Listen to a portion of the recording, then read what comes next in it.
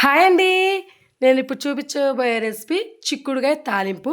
ముందుగా స్టవ్ వెలిగించి ప్యాన్ పెట్టుకొని 4 టేబుల్ స్పూన్స్ ఆయిల్ యాడ్ చేసుకొని, ఆయిల్ వేడెక్కిన తర్వాత 1 టేబుల్ స్పూను తాలింపు గింజలు యాడ్ చేసుకోవాలి.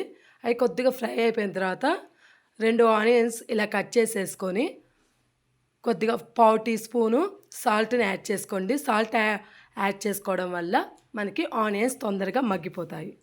ఈలోగా కుక్కర్లో పెట్టుకొని చిక్కుడుకాయని ఒక్క విజిల్ రానిచ్చిండి.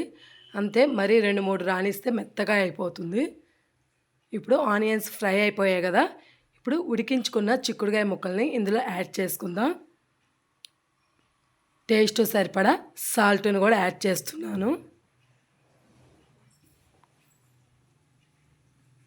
పావు టేబుల్ స్పూను పసుపును కూడా యాడ్ చేసుకుందాం. ఆల్రెడీ మనం ఆనియన్స్లో కొంచెం సాల్ట్ యాడ్ చేసాము, చూసి వేసుకోండి.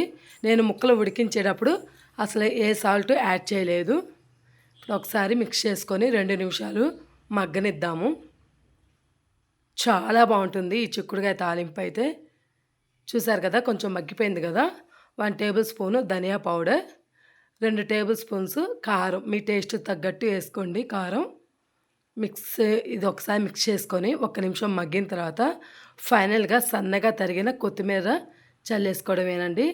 చిక్కుడుకాయ తాలింపు అయితే చాలా బాగుంటుంది. మనం టమాటాలు వేస్తే కొంతమంది తినరు, ఇలా చేసామంటే చాలా ఇష్టంగా తినేస్తారు. మీరు కూడా ఈ ప్రాసెస్లో ఒకసారి ట్రై చేసి చూడండి. మీకు ఎలా వచ్చిందో నా కామెంట్ బాక్స్లో కామెంట్ చేయండి. ఓకేనా? బాయ్ అండి.